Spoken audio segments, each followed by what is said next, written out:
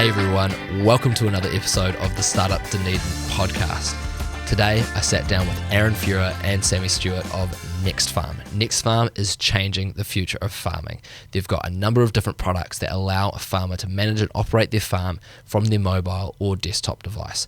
They have effluent management products. They've got another one that allows you to manage all of your sprinklers efficiently across your farm, no matter the change of weather or whether there's cows in certain areas that they shouldn't be. It's a really, really innovative and interesting company. Today we spoke about how they developed their products, how they went about validating them, how Sammy and Aaron even ended up getting involved in an Agrotech startup, as well as their experience of accelerators, plus much, much more. So if you're interested in any of those topics, if you're interested in Agrotech, tune into the show. Hello everyone, and welcome to another episode of the Startup Dunedin podcast. Really lucky today to be sitting here with Aaron and Sammy, the team behind Next Farm. How are you doing? Really good, thank you. Awesome. I thought a really cool way to start would be if you guys could introduce Next Farm, maybe a little bit of an elevator pitch, and talk a little bit about how each of you are involved in the company. Yeah. So Next Farm, we are building the future of irrigation through our environmentally responsive control system. So that's awesome. That's the quick pitch.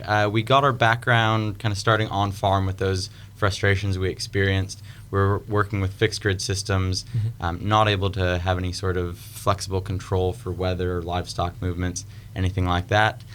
Just really inefficient for water usage and time, and we thought there had to be a better way, so that's what we're developing. So what do people do at the moment if they're not using your product? Yeah, so there are a variety of products out there. What we've seen a lot is actually kind of retrofitted residential timers. So it's literally just a timer. You plug in what day of the week, what time you want it to come on for, you put it on the post, and it's just set for the season. There's quite a bit of time drift in those. Batteries need to be changed in those. Okay. And a lot of these farms have maybe 3,000 or up to 3,000 units. So farmers are going out and changing individual sprinklers. It's massively time consuming. Oh, man. Yeah.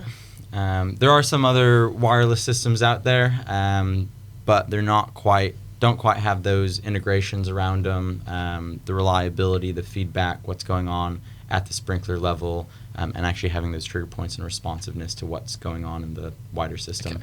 Okay, so you mentioned time drift. Do you mind explaining what that is for someone at home that might not understand what that is? Yeah, so time drift is you set it to run at 2 a.m. every day, and over the season, essentially there's errors added into that time, plus or minus. So maybe instead of, it still thinks it's coming on at, 2 a.m.? Yeah. But actually it's coming on at 2:05. Ah, yeah. Okay. Right. Yeah. And so when you schedule a system, because some will get fast, some will get slow, yeah, and all at different rates. And so if you are only allowed a certain, take, so you can only have X number of liters a second, and so you say, I know I need 5 sprinklers on, and I can't have more than that. Well, when you start getting into the time drift, you might have a couple minute overlaps, so you violate that flow rate, or you exceed that flow rate, or if you have pumps of certain sizes as well, if you get multiple overlapping, your pump may not be able to handle with how many sprinklers are on at that time. Okay, so the implications being using too much water when you don't mean to. Yeah. And in the wrong areas, obviously. Exactly. Yeah, okay, interesting. So that's obviously one of the products that you guys have over at Next Farm. Mm-hmm. The other one is Efflutrack. Do you mind explaining a little bit about what Efflutrack is? Yeah. So Efflutrack's a fail-safe device for travelling effluent irrigators. Okay. Dairy farms, obviously when the cows poo, they have to collect that. Yeah. It goes into big ponds and then they apply that to their farms, and there's a lot of compliance regulations they have to meet for councils. Okay. In particular regions, the regulations are different, but certain regions require fail-safe devices. And then, ours is a remote control device. You have one on your pump, one on your irrigator, and they communicate to each other. If the irrigator stops moving for any reason, it'll tell the pump unit. The pump will turn it off, and then the pump will then tell the farmer that it's turned off, so the farmer knows there's an issue. They can go out and check on it. And then you've got the remote control ability. So I could be out fixing the issue with the hose, fix it all, and I can turn it back on, watch and make sure everything's going. And awesome. Then, have that peace of mind that everything's going as it should. Cool. And that was kind of the first product that Next Farm had that was on the market. You guys bought that business, is that right? Yeah. Yeah. Yeah, so November 2017 it would have been. Okay. I bought the EffluTrack. We were still developing RIM, the irrigation side of it at that point. So purchased EffluTrack because kind of the Internet of Things in agriculture, water management, effluent management, they're both about those resources on farm. Effluent's a very valuable resource for the farmer, so it's helping them apply it in a more efficient way. And so, purchased that kind of to cash flow us and help fund the irrigation development in November, and just kind of been taking along with that since. Right. So what's that like? Do you guys put quite a bit of time into maintaining EffluTrack as a business on its own, or is the majority of your time on, is it RIM, is that right? RIM, yeah. It depends on the time of year. It's a bit of both. So we've actually done an upgrade of EffluTrack, which we're releasing at Field Days in Mr. Creek this year. Awesome. And so doing that upgrade, we'll spend a bit of time on it then, obviously, and we're looking at changing or adding on to that model a bit, because so far it's been just directly to the farmers. Okay. So we have spent a lot of time on farm in the past, and so we're talking to a couple distributors at this point to kind of widen our reach with that product, and then provide the support to them and not spend quite as much time on farm, so that we can focus more on RIM at this point. RIM and developing that product. So you said you're still developing EffluTrack. What does that look like? So we upgraded EffluTrack. Okay. So adding on some kind of future-proofing it, adding on a few bells and whistles, and allowing us to expand the capabilities of that technology without having to actually change any of the infield hardware or anything like that. Okay, awesome. Yeah. Awesome. So when you're going out to a farmer and you're selling to them, are you selling both those products side by side to that farmer, or are you typically focusing on one of them at a time? Not necessarily. Customers for each product, I mean, they might overlap a little bit. We do have some of our farms in Central Otago are dairy farms, and they will have to apply the effluent. But for the most part, if the effluent failsafe is directly for dairy farmers, and dairy farming in particular regions such as Southland don't necessarily need a lot of irrigation. Yeah, whereas places like Canterbury Plains might have giant pivot systems that they would apply the effluent through as well. So yeah, there is a overlap, but it's not the commonplace thing. No. Yeah. Okay. Right. And when you're going out and you're selling something like RIM, what is the attraction for that farmer? Are they typically interested because it's going to save them time or save them money, or is it the environmental impact? Do you guys get a little bit of attention because of that? Yeah, I'd definitely say all of the above. Yeah. And there, it depends on the farm. For RIM, we work with distributors as well. Okay. So irrigation companies, car fields, we did some tests with them last season, which was really great. And so part of that is finding farmers that have that early adopter mindset and are interested in technology and those efficiencies and everything that it can bring with it. And so that's a really big one. It's time saving for them. But then it's how can you use your water more effectively. You're not going to go out at the end of the season and have big brown dead patches because that valve didn't work. Or you're not going to go out the next day and see that a sprinkler's been running for 24 hours. You're getting that feedback. When things are and aren't working. You can start integrating it with various sensors, weather, soil moisture, soil temperature, getting smart about how you're applying water and fertigation. So putting fertilizer through your irrigation system and tailoring that based on each individual area instead of doing a blanket cover. Yep. Obviously, you're saving costs, improving efficiencies, all those sorts of things. Okay, so on that note of early adopters, have you guys got a particular process around how you find people you think are going to be likely to adopt the product? Is it mostly referrals? What does your sales process sort of look like at the moment?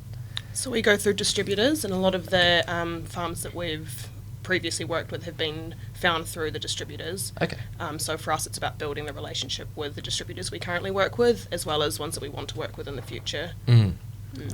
And that process is really, as a startup and at the stage we're at, it's really about being open and honest. Here's where we're at, here's where we're going, and making sure that everyone involved understands that. And so it is talking with the farmer, meeting the farmer before the installation goes in or after, just so they can put a face to a name, know that we're there supporting them. If anything goes wrong, they can give us a call. We'll come out to the farm. We'll be there helping.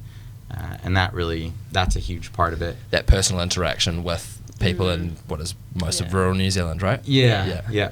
So that kind of goes back a bit to what you were saying about how do we sell the product, and it's all about what resonates with the different stakeholders, because the farm's going to be the ultimate end user, but we're trying to sell to distributors, and then it's also future investors, and so there's lots of different aspects of our products, and in the selling process you have to figure out what resonates with the different people and sell them to that.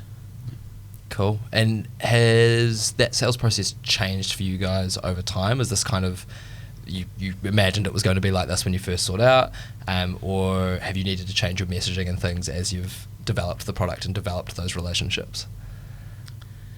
I guess what we discuss with each different stakeholder has changed or been refined a bit. Okay. And that's come through those iterations. Honestly, it's come through listening, Yeah. right? Being on the farm, what are their pain points, or meeting with a distributor, what are their pain points with other products that are out there, because they're in the service industry, so anything that doesn't work in field, they have to go address. And so really it's been listening and just having those more casual conversations and having that empathy and being there to support them and listen has been very, very valuable. So you guys actually spend quite a lot of face time with the farmers as the products have been developing, yeah? Yeah, especially as it's been developing. We had quite a close relationship with a farm and their irrigation system and the irrigation installer, and so we're constantly kind of, we've got 10 circuit boards to go test, let's go put them on a post and test in field. We had that place, we had that constant feedback. Okay, cool. And so it's really important with that you go and actually figure out, we think this is what we're offering, but they can turn around and say, actually, this is where I really see you helping me on my farm. And so it's listening to that and being able to develop further from that. And you said it's kind of a casual conversation in that process at this stage. Has it always been that way, or did you have some kind of formal customer interviewing earlier on in the process? It was really, I guess the process was formal, but the conversation was casual. Okay. So it wasn't so much, let's sit down, I've got this list of questions, because oftentimes, your list of questions can even be wrong, or they're your preconceived conception, so you're saying, we're going down this path so that I get them to say, this is the problem, but actually it's just about, walk us through your day, or tell me about your irrigation system, or, what's not going right, what's going well, and just having those more casual and then following things, the interesting things that they say, like our fail-safe aspect, for example. That kind of originated as something that was more of interest, kind of a cool technical part, but now really getting into it, it's got, from listening and having those conversations, it has a lot more value than we probably originally attributed to it. Okay. And farmers themselves are quite innovative people. You have to be, some of them live 3 hours away from anywhere where they can buy any hardware supplies or anything, so it's that sort of number 8 wire attitude, and it's going out and listening, and they've got great ideas, so listen to them and what they say and build on top of that. It sounds like you guys have the core principles down pat with that sort of interview sort of style. We know when we get an early stage startup into Startup Dunedin, you have that conversation with them about customer interviewing and how to go about that and the types of questions you might ask.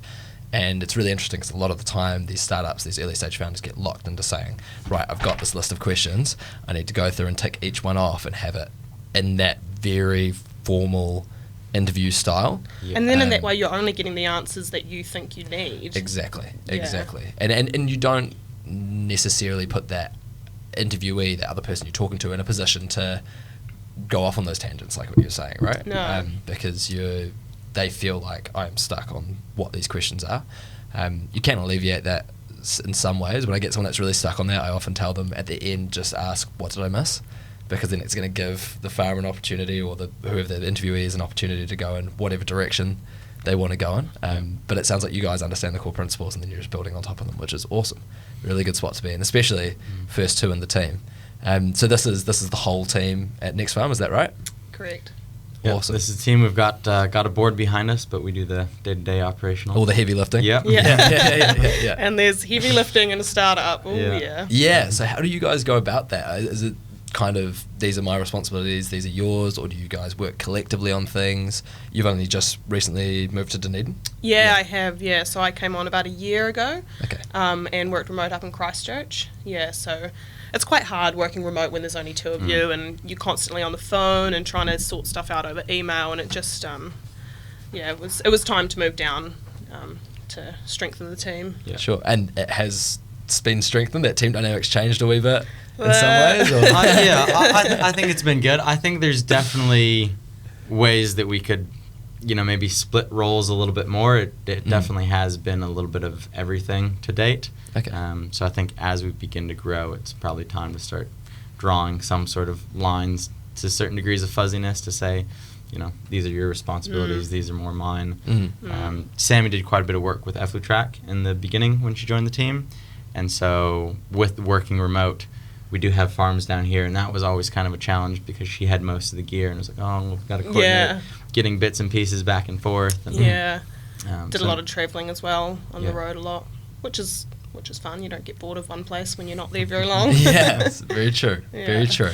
So obviously, as a team of two, you guys are probably sitting about this distance from each other most of the time when you're working, right? Do you guys still have formal meetings or formal practices like that where you go over things, or is it kind of ad hoc as things pop up that you have a chat about things? It's kind of a combination. It's a bit ad hoc, but at the same time, we'll have a meeting about something, but we won't schedule it in. We'll just say, I'm working on this, we need to talk about this. Okay, in 45 minutes or an hour or 3 o'clock today, we'll have that discussion. And so we finish what we're doing, and then we turn our chairs around and talk to each other. Yeah.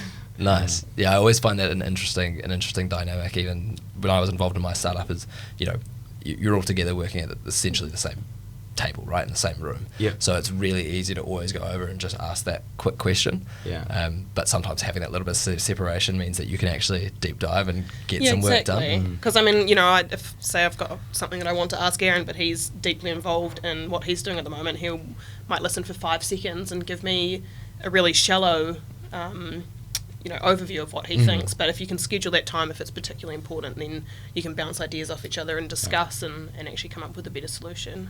Totally. And I'd say that's a big part of it. Is it a couple word answer? Am I filling something out and I say, hey, what's this? And yep, answer done. Or is it a strategic conversation we need to have, and those take a bit of time? Sure. So I want to go back a little bit to how the idea was conceived. Obviously, you guys have been brought into the team post that first conception time, but you understand when that happened, right? Do you mind talking us through what that was like for the person who thought of the idea? Yeah, it was totally that. There's the manual timer. How do we, it's raining. How do we adjust the irrigation schedule?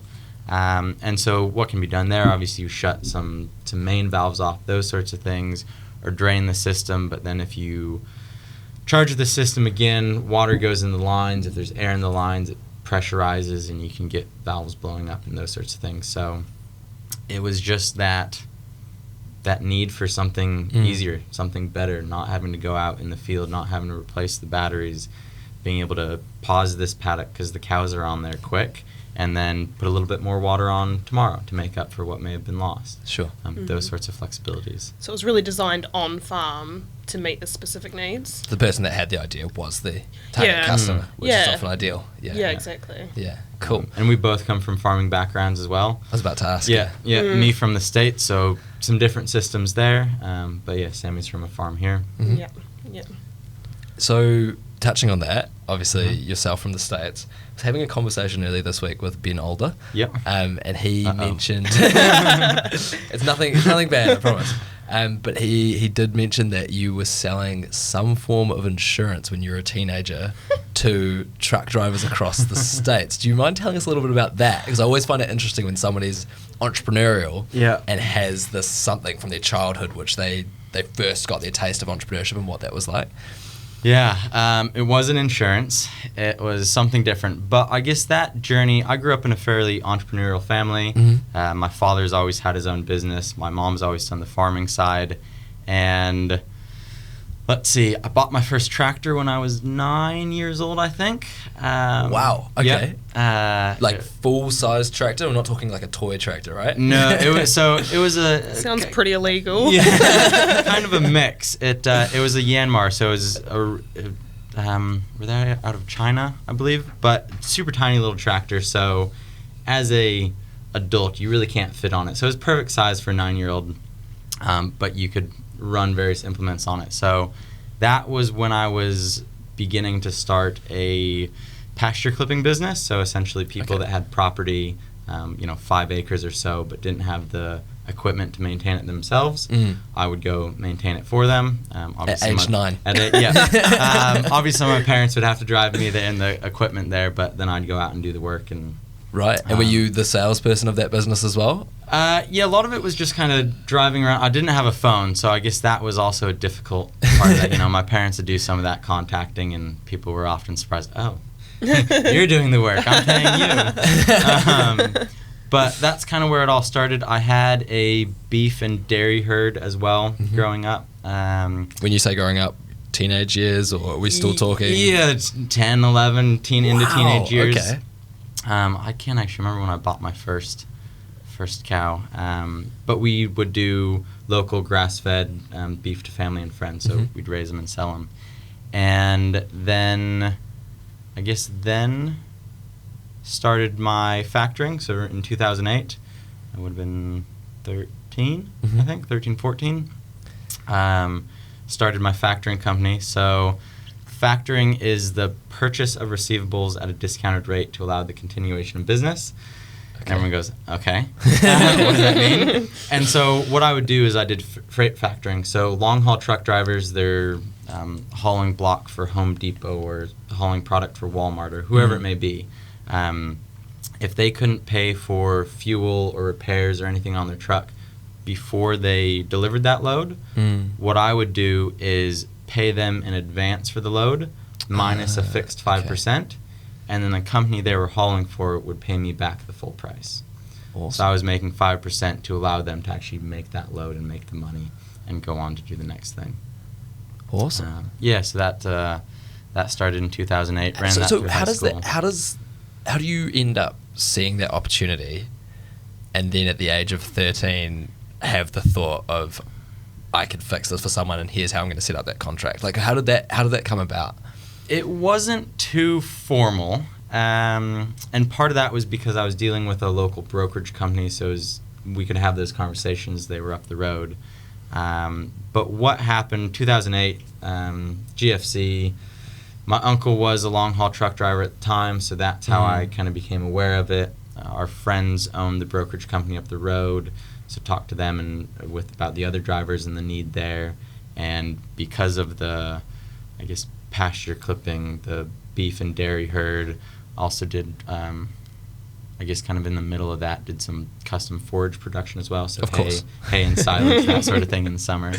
That's kind of where I had the ability to actually then help out these truck drivers who were struggling through that period to pay for, wages were low, but fuel prices were high, those sorts of things, get them through that period. Awesome. Yeah. Awesome. So yourself, Sammi, obviously you've a bit entrepreneurial as well. Do you mind explaining a little bit about your journey and how you've ended up at Next Farm, and a little bit about maybe what you were doing before being at Next Farm? Yeah, of course. Yeah, so like Aaron said, I grew up on a farm as well in Southland. Parents had sheep and a little bit of beef and deer. But growing up in Southland, when you live rurally, you either shear sheep or milk cows. Yep. I chose to milk cows. So, know all about what it's like to put in some long hours and work hard. And a little bit the same as what Aaron said with the raising his own beef herd. We would get bobby cows and raise them and then sell them. And then, went and studied business at university and got to the end of that and thought, New Zealand's quite a small place. I want to go and see what else is out there. So I travelled for about 2.5 years and lived in Edinburgh for a couple of years, and then came back and got put in contact with Aaron through a shared contact of ours. Okay. And he was like, look, really want to expand the team and could really use some help. And I was like, this sounds like you're doing some amazing stuff, and it'd be really great to be able to combine the business side of things with agriculture, because obviously everyone needs to eat, and eating itself is part of the agricultural industry. So it's been really great and been here for over a year now. Awesome. And I guess, was this the sort of role you imagined yourself ending up in after being at university and obviously growing up in Southland? Was agriculture where you always saw yourself, or is it something that the opportunity popped up and you were like, that's for me? No. So when I was at university, I was kind of thinking I'd get into advertising, so Okay. I did some internships and studied psychology alongside business, and that was where I was heading. And then came back, and like, I'm quite passionate about environmental awareness and how we can, you know, have a sustainable future. Mm-hmm. So I came back and I was like, actually, you know, I don't see myself in a role in advertising, because I don't feel like I personally would get the satisfaction from that. Definitely. And and so was looking at what else I could do, and this came up, and obviously everyone needs to eat, and we can, farming, like I said, is really innovative. Farmers, the number 8 wire sort of mentality, but it's been quite slow on the uptake of technology. Okay. You know, you can do literally everything from your cell phone in your hand, but a lot of those capabilities, you know, one phone aren't on an entire farm. So I really am quite passionate about improving the efficiency of farming. Awesome. Yeah. Awesome. And obviously, having grown up in Southland, has that been useful in how you sell to the farmers, being able to kind of speak the same language? I mean, yourself as well, obviously. Yeah. farming I've got in a the funny States. accent though. True, yeah. So, yeah, for sure, I think in any industry you need to be able to understand your customer. And look, you don't necessarily have to have a background in it. I think if you put the time and effort into getting to know who your customer is and where they're coming from, then you don't have to have the background, but certainly having the background helps. Sure. And also, I mean, growing up on a farm and spending all that time there, I've got a lot of contacts in the New Zealand agriculture industry, so that helps as well. Awesome. Yeah. So your, I suppose, university journey, you studied at Stanford. I did. And was it design thinking that your degree was in? No, I studied business, Okay. more or less. So it was a bit of a jack of all trades type of degree. Go so. on. Give the full title. This is my favourite. I love it. Deep breath. The title of my degree is Management, Science, and Engineering with a concentration in organization, technology, and entrepreneurship. Right. So Yeah. you went to this university and you're like, hey, look, I'm planning on working for this company sometime in the future called Next Farm. Yeah. Can you come up with a degree that sounds like it's perfect for that? Yeah, pretty much. Which it was great because it was, you know, literally everything. I had computer programming classes, I had accounting classes, I had psychology classes, electrical engineering, chemistry, philosophy, everything. I had, classes across kind of the whole slew. The D School, design school there at Stanford, that permeates a lot of the classes. So even though I never directly studied in there, a lot of my classes had ties and references, and we did those processes and everything. Awesome. And have you found that what you study has been applicable to Next Farm? Do you still draw on some of the things that you learned, or has it been more of one of those classic things you had the university experience and that was great, but now you're working in a real job and it's slightly different? It's a bit of both. One, it definitely teaches you how to learn, but it also gave me that kind of foundational knowledge in a lot of different areas that are useful now. And that's, you know, I'm technical enough because of that degree to, you know, sound like I know what I'm talking about and do some of that high level stuff and have those conversations and think about the higher level design. But in terms of actually doing the nitty gritty, unless it's tinkering and troubleshooting, the full build is beyond my skill set. But having that foundation has been very valuable. Okay, nice. Have you, either of you, thought about going back to study? Is there something else that you might want to pick up later on, or are you set on just carrying on career-wise? At this stage, not planning on going back to university, but you never know where life's going to take you, so yeah, maybe. I don't know if I'd go back to university, but there's definitely other educational opportunities that I'd pursue. Okay. Are there any that come to mind? You know, getting more proficient in the coding, the development portion of it, definitely. I was going to double major in computer science at Stanford, but I was not capable as a student at that point to divide my time into the 2 degrees, because they were both quite intensive degrees. So I can imagine. That didn't quite work out, but I'd definitely go back to it. Awesome. And my understanding is that you guys are thinking about hiring in the near future. Does that mean that your respective roles are going to change somewhat? They'll change slightly, not too much. Depending on the person and how they fit in, may step back a little bit from that technical side. But for the most part, things will carry on the same way they are because we're working with contractors at the moment. Okay. So I facilitate those projects in that relationship now. And so if we have any contractors that implement our own team, our in-house technical people will probably be that liaison there. Or it'll all be in-house and they'll be in control of those. So, yeah. Right. Where are you guys looking in terms of finding those people that you're potentially going to hire? Are you going recruiting agency? Are you just talking to people? What's the route that you're taking? So we're really trying to utilise our networks at the moment. Okay. Angel investors that we know, they know people going through universities, even things like Startup Dunedin. I've talked to a few of the startup agencies in Christchurch that I had a bit of contact with when I lived up there. So it's utilising the network at this stage. Yeah, we'll probably share it out through some of our social media as well and just see what happens. Who comes out of the woodwork. Yeah, it's one of those hard things. I talk to a lot of startups about these first few hires, or even finding co-founders can be really difficult, especially getting someone that you're going to gel with, because like you guys, you'll be sitting so close to each other, working day in, day out with that same person. So if you don't get along, that can mean big issues for your startup. And it's someone who also understands startup mentality, because it's a very different thing working in a big corporate or in a wide team to start up and the sort of drive that you need for that. So there's so many factors to finding the right person. Definitely. So touching on that in terms of startup mentality, for you guys, I mean, obviously been involved in some form of startup for a long time. What's the appeal? What's the attraction? What gets you out of bed and wanting to be involved in a startup? What do you love about it? Or conversely, you're not that way. What do you hate? The highs are high and the lows are low, right? It can be quite a wild ride.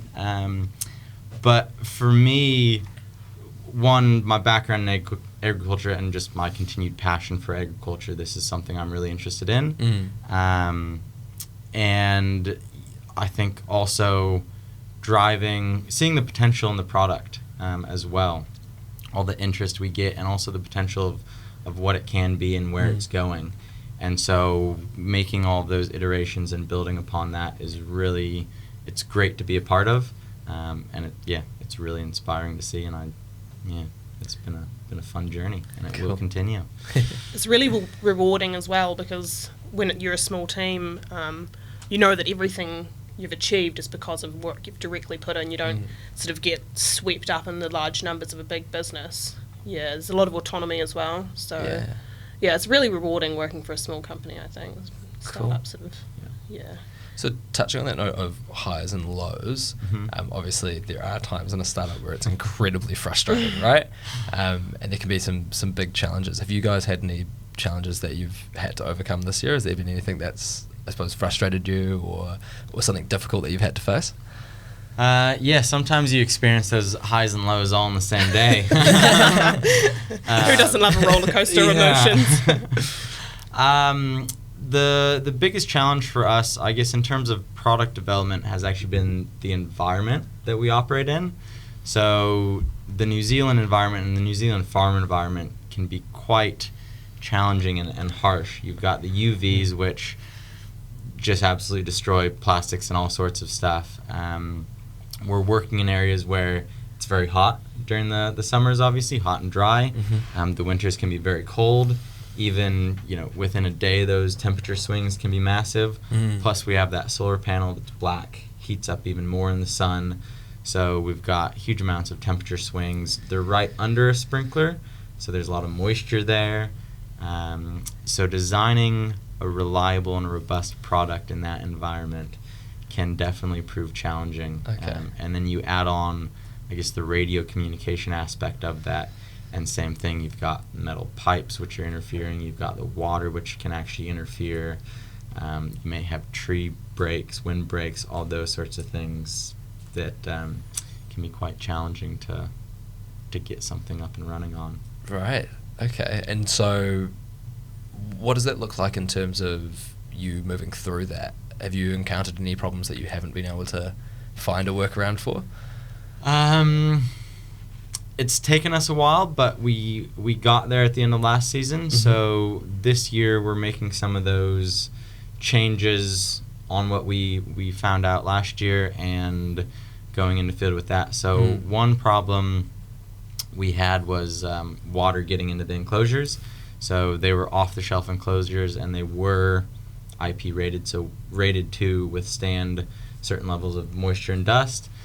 What we found is that they didn't actually stand up to that rating, unfortunately, so we had a few issues with that. So that was one of the biggest ones, and then once we move around that, we're looking at other ways around mitigating those temperature swings. And if you've got a sealed box, when it heats up, the air expands, when it cools down, the air contracts. You've got these pressure changes inside as well, which can damage seals, and there's a whole variety of things. Okay. Yeah. It's really important as a startup to find the right group of people to get your test products on, because you can't tell these things with lab testing when you have to then put it out on a farm. So having farmers that are open to working with early innovations, that are patient, that will give you realistic feedback. We don't want positive feedback. We want to know, actually, is it working? Because we can't fix a problem if we don't know it's there.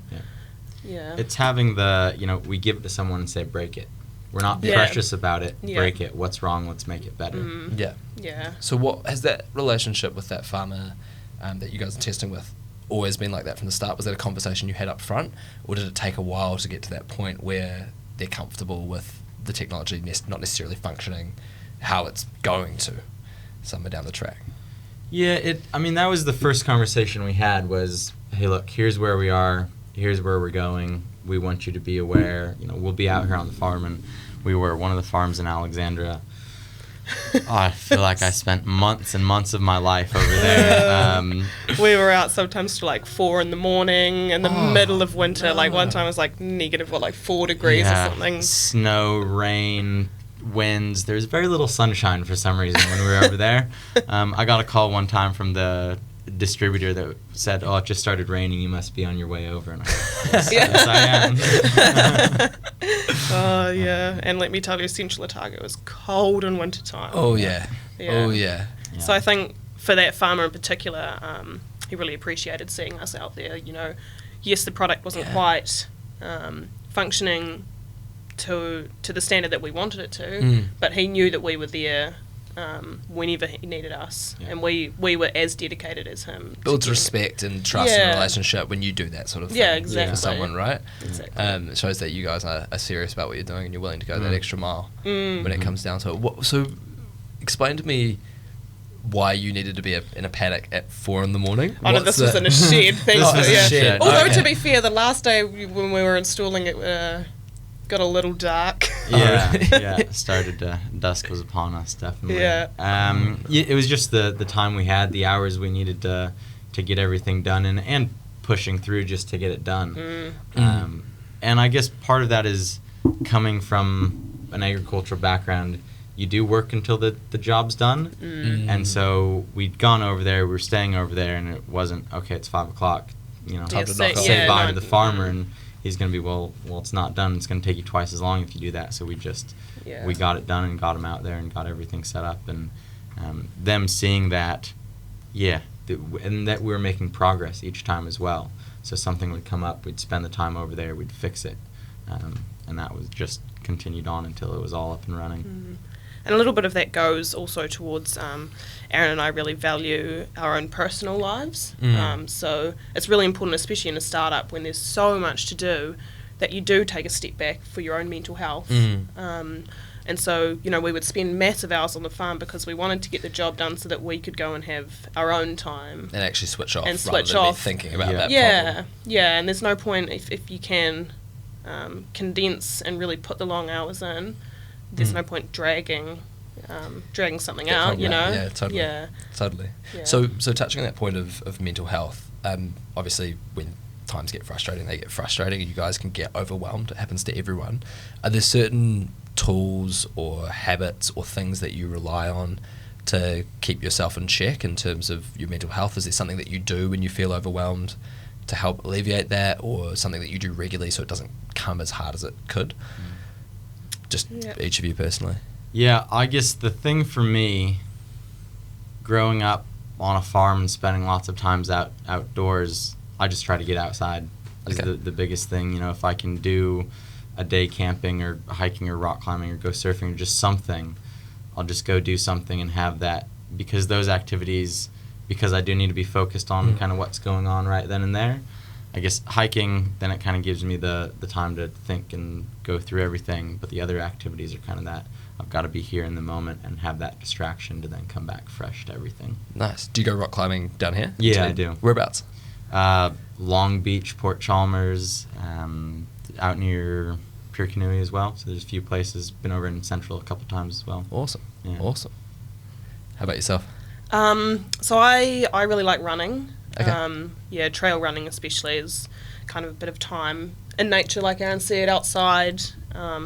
It's a good distraction. I mean, you just have to watch where you put your feet. You can't really think about much else. Yeah. So, yeah, and then conversely, I think it's really important to have good friends around you. So you can, say, hey, let's go for dinner and let's talk about something completely unrelated and a bit of a distraction for a while. So you can go back with a fresh mind because, your brain's a powerful thing. In the background, things are always ticking over. Definitely. And talking to people is really important, right? Mm-hmm. Getting that outside perspective. I found it interesting. So we were part of a workshop together, Next Farm and obviously Startup Dunedin, and we did some personality testing, right? Yeah. And Sammy and I found out we're the same personality, which is cool. Oh, no. And we were talking about different things that we rely on, and I just resonate with that in terms of talking to people when you're overwhelmed. For me, it forces me to confront whatever I'm feeling frustrated about and actually think it through, because I have to articulate that to someone else. Yeah. And then we also talked about journaling and how that was quite helpful because, sometimes you're like, oh, I'm not actually ready to talk to someone else about this. I need to get my thoughts in order first. And so, journaling I find really helpful as well. Yeah, me too. I mean, we were speaking about this before. I've just started doing it and it's been great. Yeah. Just being able to essentially have that conversation before you have that conversation. Yeah, and it helps you get the thoughts, out of your head onto paper, and then you can close your journal. And it's gone. And, you don't have to think about it anymore. Yeah. 100%. Yeah. 100%. Cool. So, Next Farm is obviously part of the Sprout Agrotech Accelerator. Yep. I want to talk a little bit about that. How did you guys end up getting involved in the Accelerator? You've been in since, I think, February, is that right? Yeah, first workshop was mid-Feb. Okay. Yeah. So what was that application process like? How did you find out about it and jump on board? How did I find out about it? So I know a company here in Dunedin that went through the first cohort of Sprout. And so I found out obviously through talking with him. Agrotech. Yeah. Okay, right. With talking with Andrew there, found out quite a bit about it. Obviously it's changed quite a bit since, because was that 4 years? I don't quite remember how many years ago, but 4 years or something like that. So, but knew about it through him. I got in touch with James Bell Booth, who works there through Abacus Bio when I first moved to Dunedin. So I'd kind of been aware of it throughout the process. And then this year we kind of had the team and we're at a stage that we thought it'd be worth applying for. And it obviously was. Yeah, it's been really good. I think we met Stephen in California as well. Yeah, so we were part of a government delegation that went over to California last year to have a look at the Californian farming ecosystem, talked to some farmers there. And so one of the mentors, Stephen, was on the same delegation and got talking, and he was pretty keen for us to apply and get involved, which was pretty cool that he, from an outside perspective, he saw the applicability and the talent in the team and wanted us to. It's always useful to have those conversations early before you apply for an accelerator. If you can get a connection with somebody that's involved in running it somehow, it should give you a pretty good indication of whether you should apply or not reasonably quickly. Especially if you don't ask them directly, because it kind of makes them want you more. I was having a call with Laura Rettel from Creative HQ last week. I think I mentioned this in the Challenger Series workshop that we had earlier this week, but she was talking about investment. And the big thing being, like, if you're going to look for investment in 6 months' time, start asking for advice 6 months prior, right? Yeah. And if you go out and ask for advice, usually someone's going to be start to think maybe I would invest in that company. Conversely, if you go out and ask for investment, you usually end up getting Get advice. advice, So you want to get that round the right way.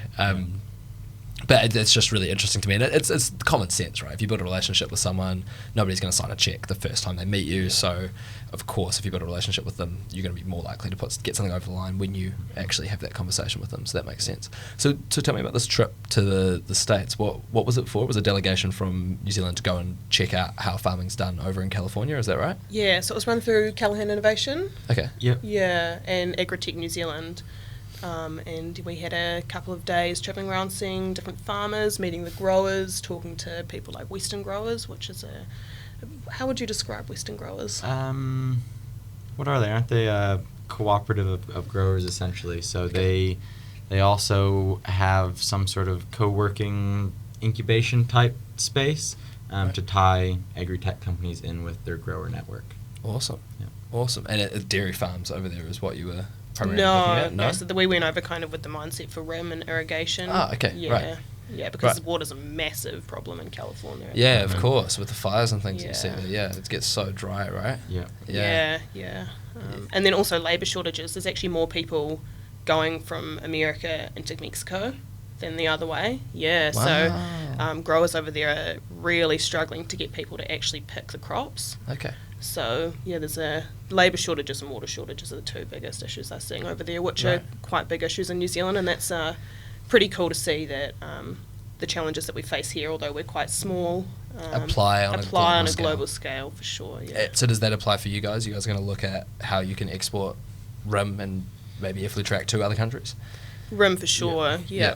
FluTrack, unsure at this stage how it applies globally. Mm-hmm. But RIM definitely, we've already had interest for offshore test sites. And Awesome. so it's just kind of getting to that stage where we can actually service and support those sites and then going overseas. Because New Zealand isn't that large of an irrigation market, and honestly, we're lucky here that we don't have that big of issues with water compared to the rest of the world. So there's a lot of other places where there's a lot more need for it and a lot more customers. New Zealand's a really good place to test products, especially agricultural products, because there's such diversity in the farming types. You've got Southland to Canterbury to around Wellington area, Hawke's Bay, and they all produce different crops or stock. Yeah. So yeah, as a company, it's really exciting that there is so many different test areas and that you can really validate your product Before you go offshore. Yeah, for sure. Have you guys put much thought into what that's going to look like when you go overseas? You're probably going to pair up with distributors. You'll have some boots on the ground. I don't know if you've thought about that. No, definitely. So trying to keep with the same model. So we won't have boots on the ground to the extent that we're going and finding those farmers to sell through, but finding those distribution partnerships and establishing those and the support behind them is really what we're looking at to do. And one farm in Tasmania is the farmer themselves, but the other potential test sites in South America have been through distributors. Okay. Nice. So looping back to Sprout, Yeah. to the Accelerator. Yeah. What sort of value have you guys got out of being part of that accelerator? It's obviously remotely run, but you spend a little bit of time up in Palmerston North, is that right? There's been 2 in Palmerston North, Okay. 1 in Christchurch and 1 in Hamilton, so... Yeah. Okay. So there's weekly calls with our mentor advisor. Yeah. And then there's monthly actual meetups with the whole cohort. They've taught a lot of very valuable information, made good contacts and everything through them. Honestly, what's been tremendously valuable has been their questioning, their challenging, their kind of pushback. At first, I almost went into it and was like, I thought this would be more like a, uplifting, this is great. But then I realized that actually it's way more beneficial and way more empowering to have them ask those tough questions and make you go, yeah, I'm not sure about that one. Then you look into it and go, oh, yeah, no, this is awesome. And it's really important those questions are, they hit you early. There's no point in 3 years down the track and someone says that and we're like, should have thought about that. Yeah, how do we pivot now? Yeah, true. Yeah. Awesome. And I suppose that the other effect that has is that you guys then turn up to those meetings expecting those sorts of questions.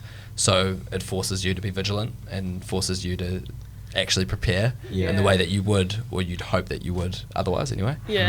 At the end of the workshops, the monthly workshops you have a sit down session with your mentor and normally one other person, and we tend to walk away from those being like, oh, wow, like, what do we do now? But it's really good, because if you didn't have someone asking you those questions, you'd carry on down the track and not even realise that maybe it's not the right track to be going down. Totally. So is it just one mentor that's paired with you through that whole process? Yeah, it's one main contact, and then at the monthly events that we have, usually they'll pull someone else from the Sprout team in to sit alongside and have that conversation. Okay. But you have access to their whole team there. Yeah. So if your mentor advisor doesn't have the right skill set, they'll say, oh, give this person a ring. They do a lot with governance, or they do a lot with fundraising, or whatever it may be. Cool. Have you guys experienced any mentor whiplash? I mean, I suppose it's in Sprout or otherwise. You might not understand that term. So one classic thing we see, particularly at Startup Weekend more than anywhere else, because the companies are so early stage that they could go in any direction, is that you'll have a founder that goes and speaks with one mentor, and that mentor will give a piece of advice, and then another mentor will come and speak to that same founder and give a completely conflicting piece of advice, like the complete opposite. Quite often that founder's left being, not knowing what to do because they put so much faith in both of those opinions. Is that something that you guys have experienced yourself? Yeah, I think so. It's just, to that I think it's important that you need to listen to everyone, and in particular people have different areas of expertise that you don't, but at the same time it's your company and you're the one that has the knowledge. That's the key.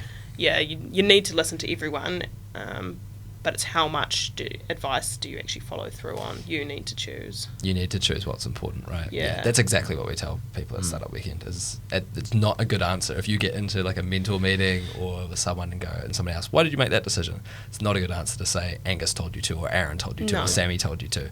You need to have come to the conclusion yourself and evaluated things yourself. Yeah. And you have to realise that, these people are giving you their advice based on their own experiences. So, what are their experiences? How relevant are their experiences to what my experience and my company's experience are? Definitely. And that is a tough thing for a mentor. I think a lot of people that get put in mentor roles get caught with the fact that I'm a mentor, so I have to have answers. I have to be able to tell people an answer to whatever question they have, when in reality sometimes it's more useful for them to actually say that's not my area, or I don't know. Which is actually a more powerful thing to do, I think, is actually acknowledge where your own shortcomings are and be able to admit that and say, actually, it's best if you go talk to this person. It's so much more useful as well, right? Yeah. I think one thing you can take away from some of those mental whiplash scenarios is that there is no right answer, depending on what the advice is about. But there's a lot of different ways you can go about it, and it is finding what fits for you and what resonates with you. Something just interesting recently, how to structure a pitch. We've had a couple people give advice on that, and they have actually been almost polar opposite the advice they give. And so, within an investor crowd, you can't have that one size fits all sort of pitch. You pick that advice, what flows and feels best for you, and puts the company out there with the best foot forward. But you can't really take one person's word as gospel. Yeah, there's not the one square investor, and every investor's the same. Yeah, that's a good point. That's a really good point. So on Sprout, on that accelerator, do you guys spend much time with the other Agrotech startups that are in that accelerator? Are there kind of sessions where you get to bounce off each other as well as the mentors and the other people involved? Yeah, the underground events, when you're all there together, you spend the first day's 12 hours essentially, and what's the second day? 8. Yeah, the Friday is 12 hours. The Saturday is like 10 or something. Yeah, 8-10 hours. So you get to spend a lot of time with them. Yep. You're learning a lot at that time, but you have these breaks. You'll do activities together. You get to talk about what's going on. You hear the highs and lows. Who do you know that can help out? You have all those sorts of conversations. Cool. And there are some startups that you've met or founders that you've met that you've really got along with. There's people. Yeah, they're a great group. The whole group's great. Everyone's really awesome. So it's been a pretty cool experience, I think. Cool. Yeah, I was looking at a few of the companies when I was doing research for this. There's a few interesting ones. Obviously, you guys saw me drinking that Arepa, that drink before this, which is really interesting. Is you guys are obviously at one end of Agrotech, there's people like yourself that are working on technology that's used in farms, and then on the other end there's people like them which are developing a drink made of New Zealand tree bark, was it black currants and green tea extract, right? Which is a consumable. So it's kind of completely which goes to the company. Eating itself is an agricultural aspect. It's paddock to plate is what they say. So in some way everyone's involved, everyone is in the agriculture industry, because if you don't eat, you die. So there you go. So one thing I wanted to talk to you guys about is capital and funding. So obviously you have Accelerator, which provides some cash flow for what you're doing. Are you guys also looking to raise, or have you already raised some capital to help fund your company? Yeah, all the above, really. So we did an initial raise in 2017. We've had some more money in from shareholders in the interim. Accelerator, obviously, we've had a couple Callahan grants and worked with the R&D team there, which was unbelievably helpful for us. Callahan is a really good resource. Okay. I definitely recommend anyone in a similar situation going and talking to them. And applying to them. What was that process like for you guys? Did you start off by talking to sort of Ross Gray from the DCC, or what was your contact into Callahan? So we were lucky enough that some of our shareholders had a relationship with one of the customer managers. He's actually out of Christchurch. He's phenomenal. He's been great throughout the whole process and continues to just amaze me. But so he kind of introduced me to that in that process. They were actually trialing a pilot grant at that point. So it was projects under a certain dollar amount. There was essentially a shorter application just because there wasn't as high of risk there, I guess, for Callahan. And so we were part of that pilot, which jump-started us, which we probably wouldn't quite be in the same position we are today without it. So that was great. And then from there on, they closed that to evaluate it, and then we've just gone through their normal application processes since. And it's kind of a normal grant application. It asks a lot of questions about all aspects of your business, from what's the work you're doing, why is it important, how is it going to benefit New Zealand, and increase capability and finances and all that. I think people get a little bit frustrated sometimes at how long these applications take, but it's actually really important. It gives you a chance to step back from the day-to-day operations and look at an overview of the company. Evaluate what you're doing. I think it's really important to actually take that for granted. Not take that for granted, sorry. But actually use that process as a tool, as well as obviously a way to secure some more funding. Definitely. Yeah. So you were talking about capital raising. What has that process looked like for you guys? Has it been kind of what you've expected? Has it been slightly more arduous? Do you want to talk us through a little bit about that? Yeah, it's been relatively straightforward for us, but we haven't raised that much, which may be part of it, and we had a really good network to start with. And so it definitely does take longer than you'd expect.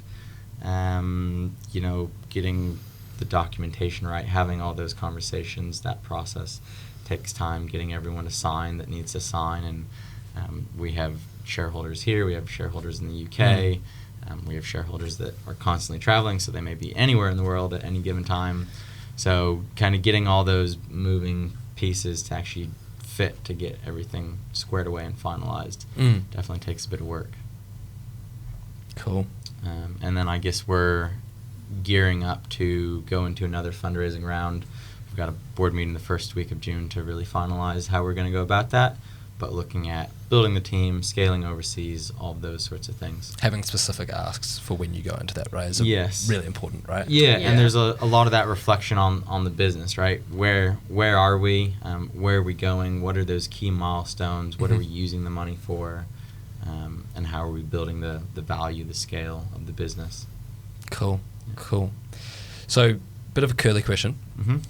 If either of you could time travel back in time, and you can have your own answer or you can answer together, but if you could time travel back in time, say 2 years ago, or however long, to the inception of Next Farm, what advice would you give yourself about Next Farm and that journey. It could be that you should order a sample and test whether they're waterproof or not before you actually use them. It could be that you should look at starting to raise earlier. It could be absolutely anything. But what advice do you think you'd give yourself about this journey with Next Farm? My advice would be to take your time. Okay. There were a few things. There were some kind of artificial pressures put on me, and so I think things were rushed more than they probably could have been, and we had a bit more time than we thought, and we could have used that time to think and just shape things a little bit differently. Okay, so in terms of not so much that extra that time pressure causing you stress, but that time pressure meaning that you didn't necessarily evaluate things how you would have if you'd thought about them for longer. Yep, exactly. Yeah. Okay. So I guess it's taking that step back earlier and doing that whole high level process around everything, taking that time to think, and then getting into it. Okay, nice. I think for me it would be be aware of the stress that comes along with being in a startup. And I mean, there's not that much you can do about it, just given the nature of the business, but it's something that didn't take me by surprise, but I think you just need to be aware of that, and then it's about putting things in place that can help you deal with that, and not letting things pile up. It's incredibly important to have time management, especially in a small business like this, because you're like, I might do that tomorrow. You never know what's going to happen tomorrow. You might get a phone call at 9:01 that changes your entire 3-month plan or your entire 3-year plan. Totally. So it's important, I think, to put some good processes in place around those things. Yeah, exactly. Yeah. I think a couple of weeks ago we did up our kind of to-do list and prioritized it and everything, and then probably the next day we had a meeting and we actually said, well, scrap everything we did. These 4 things are actually our priorities. Really important, yeah. So when you said you had a meeting, did you have a meeting with each other or your directors? Yeah, with each other, Yeah, we've got a wee whiteboard in our office that, gets wiped every now and then and new things listed and Yeah, it's an interesting one, that prioritization of tasks. I feel like the temptation, for at least myself personally, is always to put the things that scream the loudest at the top, which aren't necessarily the things that are most productive. No. If you can set up some sort of process that saves you a minute every day, I mean, that's going to be, if it takes you an hour to do that, it's going to be worthwhile by the end of the year. Yeah, exactly. So having some robust thinking around that, definitely makes sense. Cool. Well, that concludes all of the questions that I had for you guys. Obviously, the one thing that we always end on is there a message that you want our audience to take away with them? Is there something that you guys want to plug? It can be connections, it can be possible customers, it could be absolutely anything. Yeah, I think the biggest thing for us right now is building out that technical team. So if you or anyone that has those skills, software, firmware, hardware, get in touch. You can find us on our website, or maybe there'll be a link attached with this, my contact info. Get in touch with us and reach out and we'll have that chat. Awesome. Well, thank you guys so much for joining me on the show. That concludes this episode of the Startup Dunedin podcast. Hey everyone, hope you enjoyed this episode of the Startup Dunedin podcast. Sammi and Aaron are absolutely awesome guests working in a really interesting industry. If you listen to this podcast and you're interested and you've been sitting there with an idea or something that you've been tinkering away with for a while but haven't had a lot of progress and haven't had a lot of traction, then Co-Starters coming up this end of July is for you. It's our 9-week business basics program where we take you through the ABCs of getting your idea off the ground, how to figure out if people really want it, how to validate it and get that customer feedback like Aaron and Sammi were speaking about, along with a whole lot of other topics that are really important to getting your startup off the ground. So if that's something you're interested in, head to startupdunedin.nz. There'll be more information on the website. Cheers.